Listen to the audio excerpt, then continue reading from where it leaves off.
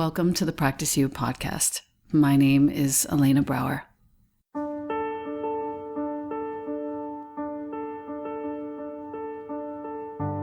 Together, we'll explore and enjoy content and conversations around mastering transitions in our relations, our wellness, our careers, our families, and especially in our missions and visions. You are invited to learn and love and listen with me. Welcome to Practice You.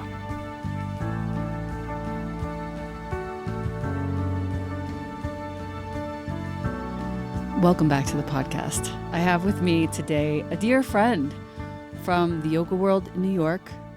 She is an author of an Amazon bestseller called Inner Wealth: How Wellness Heals, Nurtures, and Optimizes Ultra Successful People.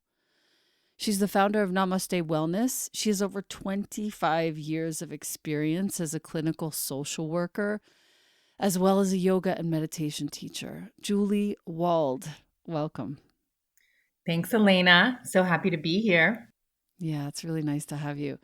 I've been missing you, and I'm so excited to talk to you finally today about your work. It's been a long time in the making, and I'd like to hear first about how you started Namaste New York, because to my knowledge, and I was in New York for a long time, it's kind of the only thing that's doing what you do. And you started as yoga teaching, meditation teaching, if I'm not mistaken, correct?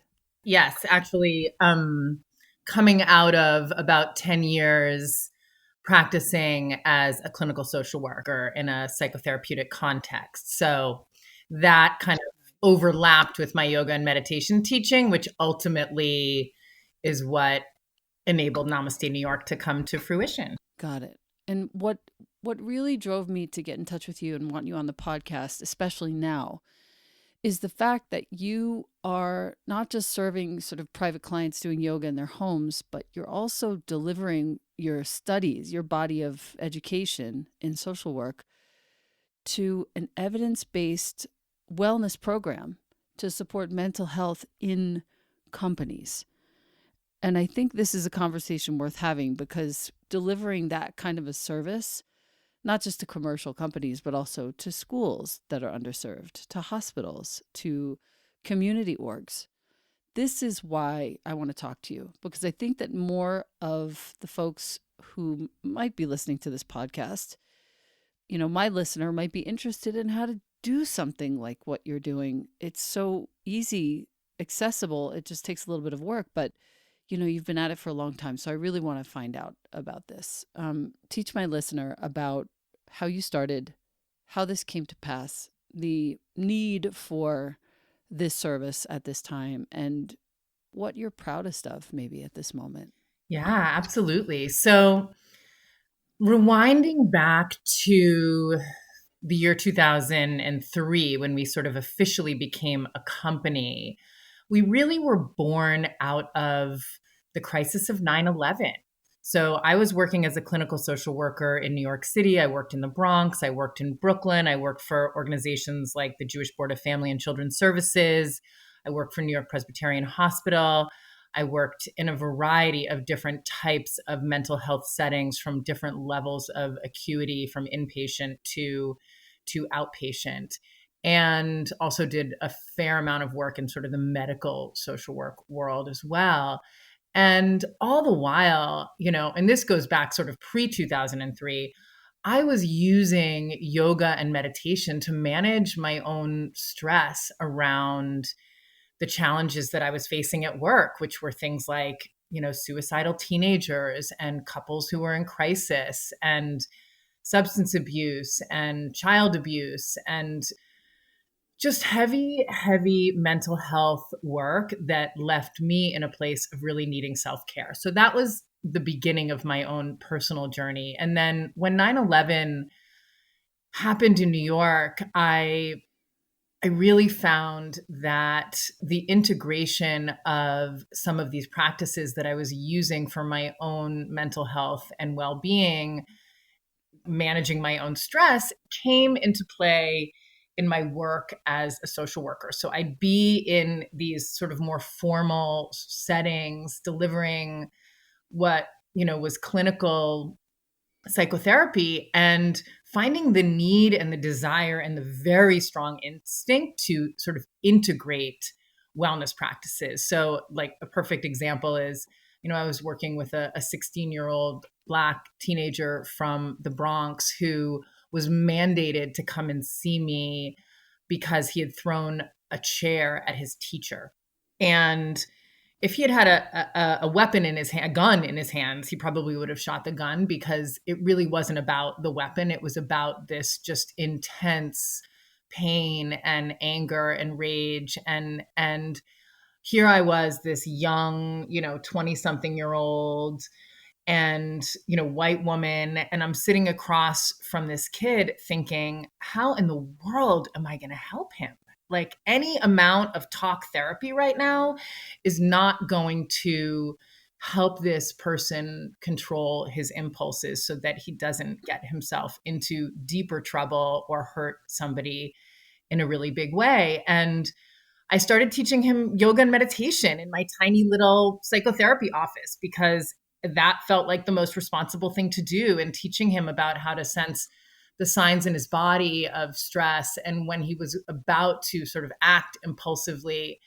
And when that happened, it was such a transformational experience for me. I realized I really need to integrate this wellness work into my personal work, because in working with this young man for a year, he had massive transformation as a result of really just building up a really powerful toolkit that ultimately ended up creating a trustful bond, which led to more dialogue and more of a traditional sort of talk therapy relationship.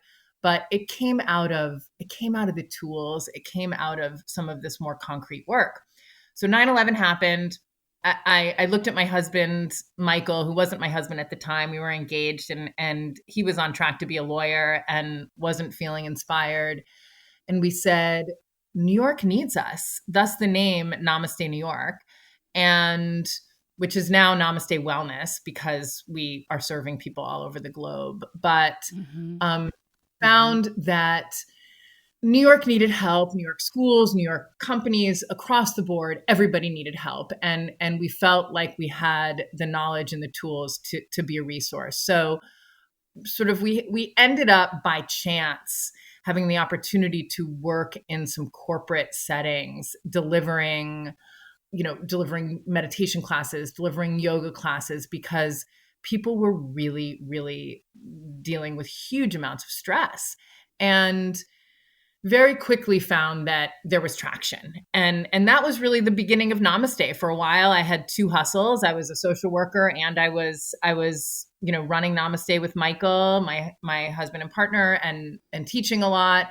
And then over time, it really evolved to be what it is today, which is bringing these evidence-based practices and integrating them with sort of that fundamental clinical knowledge of mental health, and bringing this work to organizations to specifically with the purpose of supporting mental health. And I think that's it's the intention, it's the goal that probably differentiates us the most in terms of sort of the other sea of wellness options out there, amazing options. Of course. And tell me how, when you began with him, I'm still sitting in your tiny little office with this one child who was experiencing violence in his body, likely from his own household. Tell me what you did first. Do you remember? Yeah. Well, as a social worker, you learn that the most important thing is to, when you're working with somebody, is to meet them where they are. And this was really, I think, sort of the secret to my work and my success all the way through as a coach, as a teacher, as a therapist, is really the ability to make that connection and form that trust. But in order to do that, you have to find that point of connection. There's sometimes like what feels like a pinhole that is where you can find real empathy for people, and through that figuring out what's going to be most relatable. So for this young, strong kid, I knew that starting with breathing would feel a little much for him. And so we started with things like balancing poses. We started with handstand and crow, and it became kind of a fun game because I knew this was a super, in another situation, this kid, could have been an incredible athlete or, who knows what, but he didn't have any sort of physical outlet. And so we started there, and he thought it was really fun. And he kind of thought he was getting away with something, not having to talk, even though he really didn't even begin to have the language to talk about his feelings. So yeah, we were doing handstands against the wall in my little tiny teeny office up in the Bronx, Wow. and it was awesome. And through that, he started to trust me, and he started to think that maybe I wasn't just the worst Yeah. thing in the world. And so Just another just another person out to make him do things he doesn't want to do. exactly. And out of that trust, 3, 4 months later, I said, okay, I have a crazy idea. Let's talk about the breath and how this might be a tool. And he's looking at me like I'm out of my mind.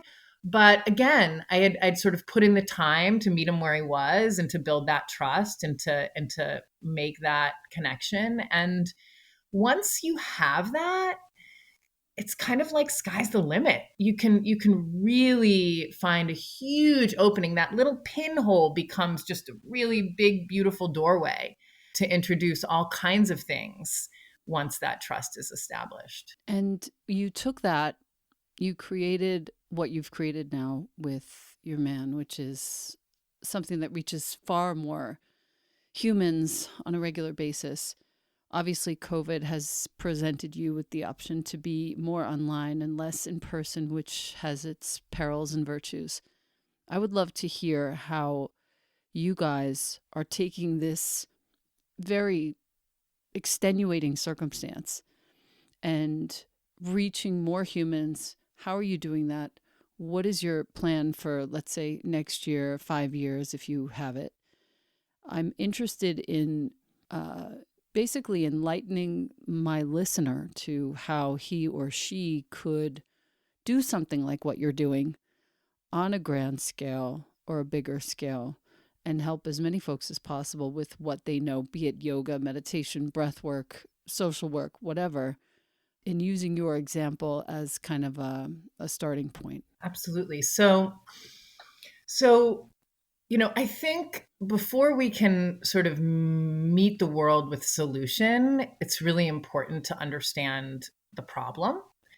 And, particularly, since COVID has hit, and we've delivered corporate wellness programs for, really we started doing it before 2003. So really almost 20 years we've been delivering corporate wellness programs. And with COVID, there's been an enormous uptick in the need for what we do. So, we were born out of 9/11 because there was a huge need. Then the wellness industry unfolded over the last 20 years. We had 2008 crisis. We had different touch points over the course of the life of Namaste. And when COVID hit, this intense need for support in an organizational setting for these employees or individuals trying to navigate what feels like an impossible time in so many people's lives. So, just to give you a sense, pre COVID, and this is according to a Kaiser survey, pre COVID, about 19% of US adults reported poor mental health. In May, so this is sort of like in the heart of lockdown or quarantine for many people, about 39% of US adults reported poor mental health. In July, that number rose to 53%. And everyone believes across the board that the problem is growing. And only 50% of employees are actually comfortable discussing mental health issues. So we can assume that that 53% number in July is way bigger today, which is pretty overwhelming and astonishing. In fact, 60% of people, according to the survey, believe that the worst is yet to come. So Mm. so that's the problem. So how do we then support people and meet people where they are in getting through this challenging time is the next question. And of course, and I am a therapist, and traditional psychotherapy is really powerful and valuable, but on an organizational level, people are needing different, more creative, more proactive, more immediate solutions in conjunction with that more traditional mental health support. And that's where our wellness programs come in. And so we have a couple of frameworks that we use, which I think really help organize the way that we approach this in the corporate setting. And so one framework is that, we provide really three different types of support. We provide education, and that comes in the form of really amazing masterclass webinars where people can learn the research, the evidence behind, why are we telling you to breathe? Why are we telling you to meditate? Why are we telling you to exercise? What's the difference between strength training and yoga and cardiovascular training? What do the most amazing, research institutions say about the benefits of these practices when done consistently? So, really providing that education for so many people who maybe this work doesn't feel like low-hanging fruit. It's not something that they totally resonate with, yet they know they need help. Oftentimes that education touch point is super, super important. And then the second is practice, which you and I know is just the key to everything. And we also know that behavior change is really, really, really hard for people.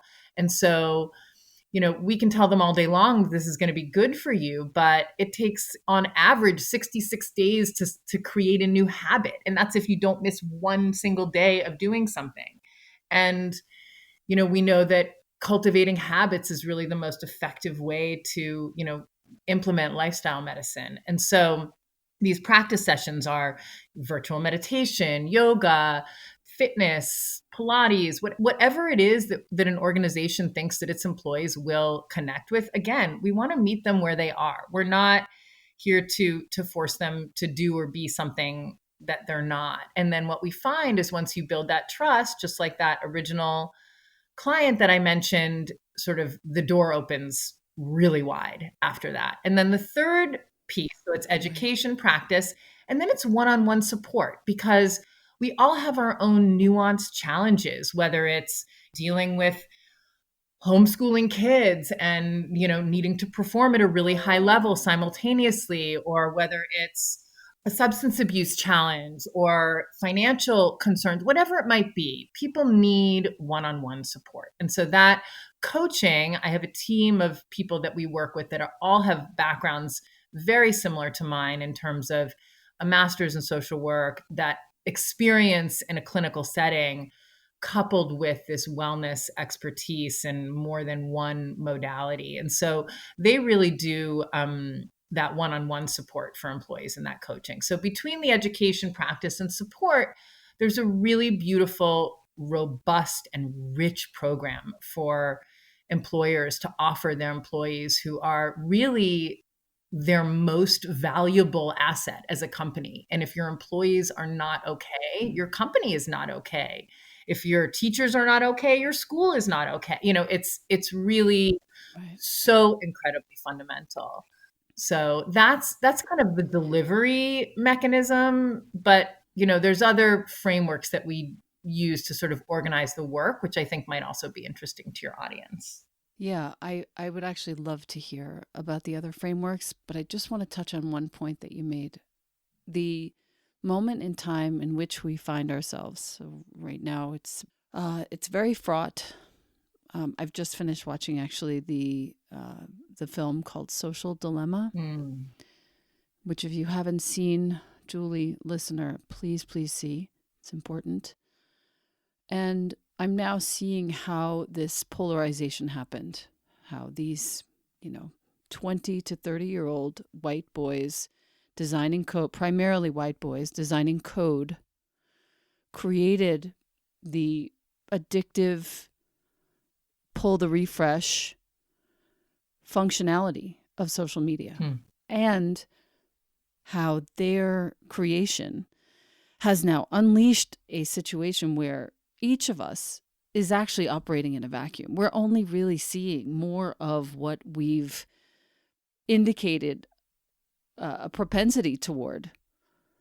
And as a result, we have basically two sets of information, and then two operating systems and two groups of people.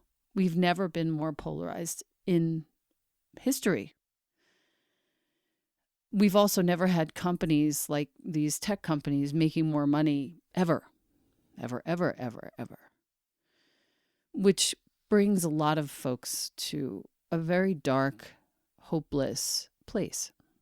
Now, what I want to address with you is, I think this is the starting point now. I think we have to acknowledge the fact that folks are being exposed to this truth of how polarized we are. They're, finding themselves having to unfollow and unfriend and block. And it's unbelievable. It's so inhumane. And I don't know, watching the ways in which most of these sort of key players in the design of this functionality of social media are now turning around and saying, particularly in this film, and saying, hey, we're sorry and we need to fix this because we didn't anticipate the use of our functions, of our apps in these very nefarious ways. We don't let our children touch these apps. All of that said, I mean, you have to watch it. It's downright vital. All of that said, our responsibility now, if we're choosing ourselves to be in the service of helping folks to allay fear, allay sadness, work through all of this very passing but real phenomena emotionally and mentally, we have to pay attention and we have to acknowledge the fact that this is really going on. And I think that's what you're doing well. And that's why you have a thriving business through this, because you are actually in service, humbly, and helping in a very big way. When you start with a person, a company, what is kind of the first thing that you begin with so that all of us, my listener and I, can get an idea for what it looks like to just, I imagine it's sort of like when I sit down to talk to my kid and we have a heart-to-heart. We just sit down. What happens first? How do you figure out what's going on for that person? Totally. And, and if you think about it on an organizational level, when you're speaking with someone in human resources, for example, the first question is, what do they see as the biggest challenge that they're facing right now? And you'd be surprised as to just the nuances that happen from organization to organization, that depending on the demographic, if they're working with a lot of millennials or young, people in their 20s who don't have families, loneliness is a huge concern. If they're dealing with people in midlife like me who have 3 kids and are, juggling work and school and all of those various needs, major financial stressors, that's a different problem. And it doesn't mean that the solutions aren't the same for all the different problems, because when we look at stress and we look at the evidence around these practices and their ability to help people manage stress, it's the answers are oftentimes the same regardless of what the problem is. But again, making sure that we understand what they see as the biggest issue. Some people, it's just they're losing hours and hours a day of productivity out of their employees and they don't know what to do because it's not, everybody's in an impossible situation. So yeah, we start by understanding the problem, and then, we work to educate the decision makers around the impact that different types of practices and interventions can have on their employees. And, in doing that, we usually design programs around what we call the 4 pillars of wellness. And this is something that we sort of came to through the years, just through working with so many extraordinary organizations and leaders, is that the basic fundamental ingredients for whether it's an individual's wellness program plan or whether it's a company's wellness program and plan, it's really about movement, stillness, connection, and nourishment. And if you think back to when you had a baby, those are the four ingredients that any newborn baby needs to thrive. If they're moving enough, if they're getting enough rest, if they're connecting to the people that love them physically and emotionally, and if they're getting proper nourishment, unless there's some other variable, that baby's going to thrive. And then oftentimes and it's so simple. This isn't rocket science, right? So oftentimes as early childhood, parents start to forget about the importance of these four pillars, and all of a sudden, we're not eating well, or our children, these basic fundamental variables aren't as locked in place as they were maybe when we had a little baby and we were paying attention to that on a different level. And then of course, by the time you get to young adulthood or in midlife, so many people, when they just look at their life through the lens of those four pillars, say, oh gosh, my foundation only has two pillars. And of course I'm feeling shaky. And of course I'm not feeling on stable ground. And so there's other reasons, obviously, but the idea is that if we can get those fundamentals in check, then our ability to sort of address the hierarchy of needs becomes a lot more available to us. And if those fundamentals aren't in check, then we're sort of compromised. So if somebody's suffering from huge amounts of anxiety and they don't have any movement practices in their life, we can give them all kinds of talk therapy. We can give them a lot of different mechanisms to work through that. But if we implement movement, all of those mechanisms are going to be exponentially more effective. Right, right. So it really is movement based, which is really great and important. I think a lot of folks, between March and May, I think a lot of folks went one of two directions, either moving and really being conscious of it or really not. Yeah. It's really the four pillars. And I use movement as an example, but it's really movement, stillness, connection, and nourishment as sort of, if you think of like a house on stilts, I think of those four kind of pillars of holding up the house. And that if we're moving regularly and we're getting stillness and we're getting nourishment and we're getting connection, then we're at least coming to the table with some stability. But even on top of, even people who are doing all of those things, are still struggling. So when those variables are missing, then, things become much more challenging. And what we're seeing is that, under normal circumstances, pre-COVID, we're all dealing with stress. I've been managing sort of work-family balance for many, many years. And all of us have our own flavor of stress in our lives. But usually we've been able to historically put together a lifestyle that perhaps keeps us in our what's called our window of tolerance. And when we're in our window of tolerance, it's when we're managing stress, we're coping, we're still, we're functioning at a high level. It doesn't mean there's no stress in our lives, but we're handling it. And what happened with COVID is that many of us went into either, and you just described this, either a hyper aroused state or a hypo aroused state, where we're no longer in our window of tolerance. We're either sort of, I think I saw something posted on Instagram where it was somebody said like, either I'm cleaning the baseboards with a Q-tip, or like I can't get out of bed, or there's really like no in between there. And that's really funny. That like hyper arousal state is when we're cleaning the baseboards with the Q-tip, and that hypo aroused is when it's just not functioning. Toilet paper works fine on the baseboards. And second of all, I super get it. Both sides, actually. Both sides. Okay, so I'm now looking at the prospect of one of my listeners, let's say, wanting to serve in this way. I want to first applaud the fact that you have sort of kept on top of the changing landscape, even with your website.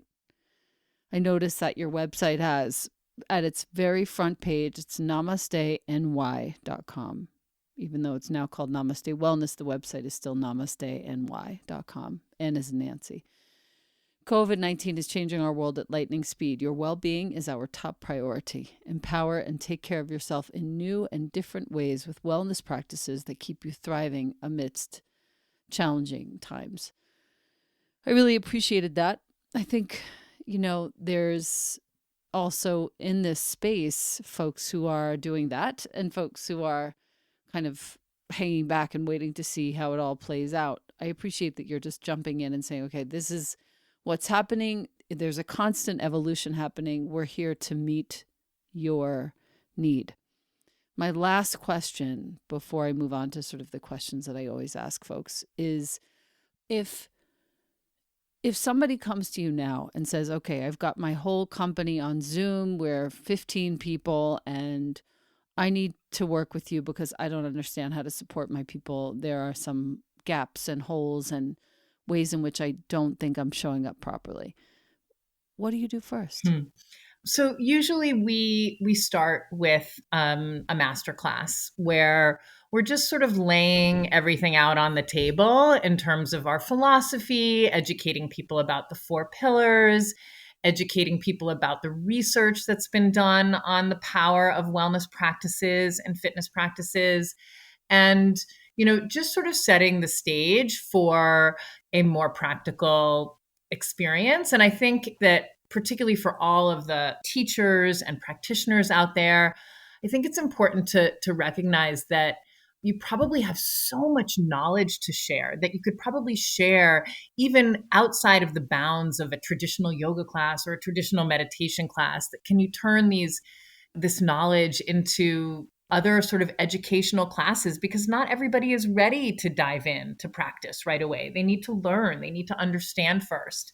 People who come at things from a more cerebral perspective or just don't relate. And when we're talking about the employee population, we're talking about most people probably who do not listen to your podcast, Elena, right? They're just not in this world already. And so understanding that just because something's obvious to you or me or some other amazing yoga teacher out there doesn't mean that the 42-year-old accountant knows anything about what you're talking about or has any clue. It is not obvious to them. Right. And so really understanding the range of, once, as you said, like we're so in our own world that if I look at my Instagram or any of my social media, like as far as I know, everybody's like obsessed with wellness. Everybody like I only see what the program allows me to see, which are basically people just like me. But the truth is it's a really big world out there, and so many people just are really far away. As trendy and hip as wellness is, they're not there. That's not their world. And so I think education is really important. And then it's really a combination because different people need different things. And so maybe at a company we'll offer a masterclass, and then maybe it's going to be a series of different types of experiences that enable employees to create a community experience over a 30-minute yoga class or a meditation class or even a Zumba class or a dance class. It's a strength training class. We create some variety in there because the truth is again, this idea of meeting people where they are. Different people are going to need and want different things, and different people have different pillars that are going to be lacking for them. So some people may have that movement box checked and they're exercising every day, but they're not really sleeping and they're over caffeinating and they've never meditated. And an introduction to mindfulness or breath work would be really, really resonant for them. Whereas, their colleague may have been sitting on the couch for the last 6 or 7 months and barely moved, and they really need to start with some movement. And so it's different. So usually we start with a little bit of a smorgasbord, unless a leadership, someone in the company really believes that there's a specific track that's going to be most relevant, like a meditation track or a yoga track. And then lastly, we deliver one-on-one coaching to employees. So for example, a company might buy a package of coaching sessions that they offer to employees to take advantage of around talking through some of the specifics of their obstacles and what their challenges are at this point. And then through some coaching, we support them in getting really practical and tactical about how they're going to make some small changes that will have some really big impact. And that, I think, is a huge takeaway, that really small things can make a really big difference for people. And sometimes, especially when we're trying to create behavior change or help people develop new healthy habits, starting small is so important. You know what's interesting? In Social Dilemma, when you watch it, you're going to see that watch for the guy who has dreadlocks talking, because he speaks about the smallest incremental changes in the functionality of certain aspects of all the social media apps that we use most frequently. These tiny little subtle changes that actually affect, in the subtlest ways, our behavior and solidify actions. It felt so scary and so true. And what you're saying is the sort of beneficent side of that. Exactly. That's so it, Elena. It's like, we worked with a company and we sort of trained the teams that everybody, instead of saying you all have to meditate for 20 minutes and we basically said to them, let's start here. Everybody is going to take a deep breath before you get on one of these company meetings, and that's just one deep breath. And nobody could say, I don't have time for a deep breath. I can't do a deep breath. Deep breaths aren't really my thing. It's one deep breath. And so really understanding that, oftentimes it's just the getting started also, in addition to that one small thing having such a huge ripple effect. It's oftentimes just the beginning of something, the getting started, that's the hardest. And if we bite off a really small piece, that becomes a little bit easier. Right. And then I think it's Newton's law that says, like, once you're in motion, you stay in motion. And so sometimes it's just about kind of getting into motion for people, getting people started, finding that sort of lowest common denominator to make it happen. That's right. I'm going to ask you one of the 3 questions that I ask most of my guests. And it's the final question that I usually ask, which is, what does prayer mean to you at this time?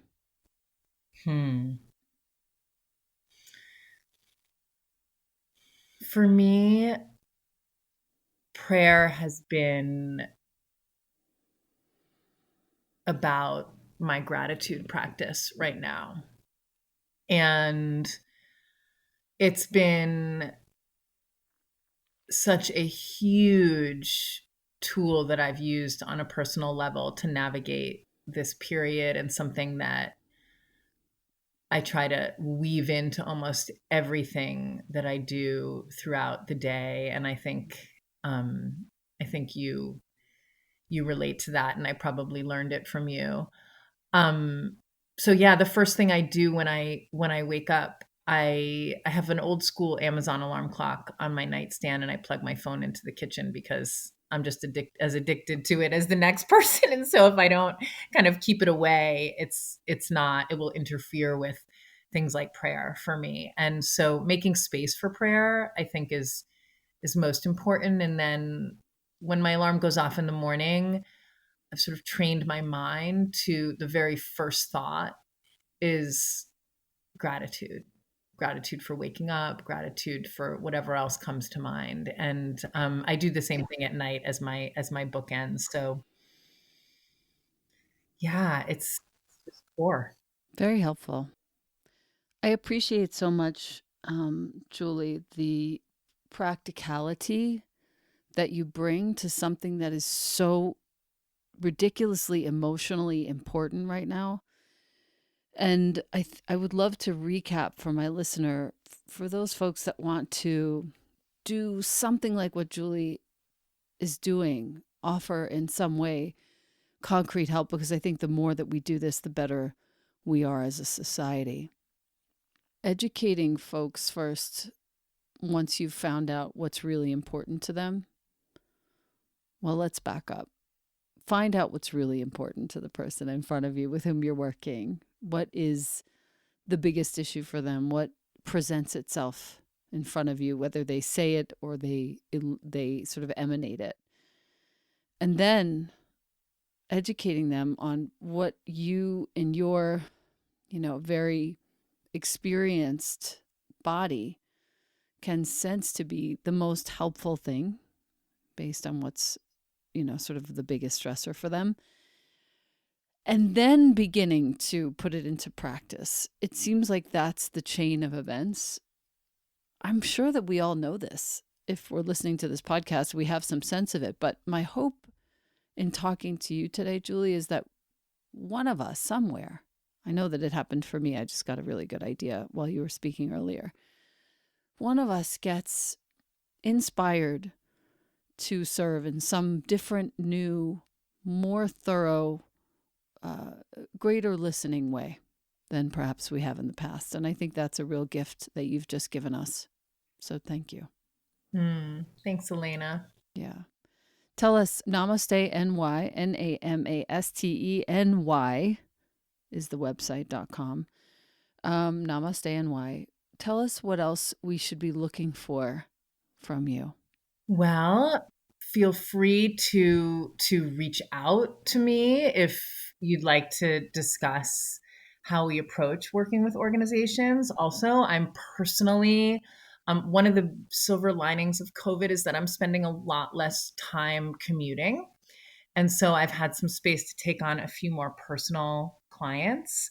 So that's an offering that I'll put out there on the table in terms of coaching clients. And yeah, you can reach out to Namaste just to as a practitioner to talk about collaboration opportunities. We're working with so many incredible organizations, and we're always looking for amazing teachers to help us in the implementation of our programming. And yeah, that's what comes to mind. Well, I appreciate so much everything that you bring to the table, the way in which you're serving folks who, as you said earlier, really who aren't exposed to all of this. So thank you for all of your work. And it's really good to have you here. And I look forward to hearing more about how you evolve as time goes on. So thank you for being here. Elena, thank you. I just, you just said something, and I have to close with this thought is that service. Service is so incredibly important in terms of our own well-being. And one of the ways, I think one of the most powerful ways that we can handle the loneliness that we feel right now, so many people are feeling that we're finding in the corporate setting as we work with so many employees, is that people are really struggling with loneliness. And when we can be of service, it is an incredible cure for loneliness. And so I found that to be the case personally. And just when you said that word service, I felt I really needed to add that at the end. And my own mom, who's just amazing, was really struggling during COVID. And she went to one of her own spiritual teachers who's the wife of a rabbi. And that woman said to her, do mitzvahs, which in Yiddish or Jewish is basically just be in service, help people. And that, she has found to be just incredibly supportive to her own mental health. So I'd like to end on that note. Feed people. Yeah. Help people. Beautiful. All right. Beautiful. Thank you so much, Julie. Thank you for being here, and have an awesome, awesome rest of your day. You too, my dear. Thank you. Bye, honey.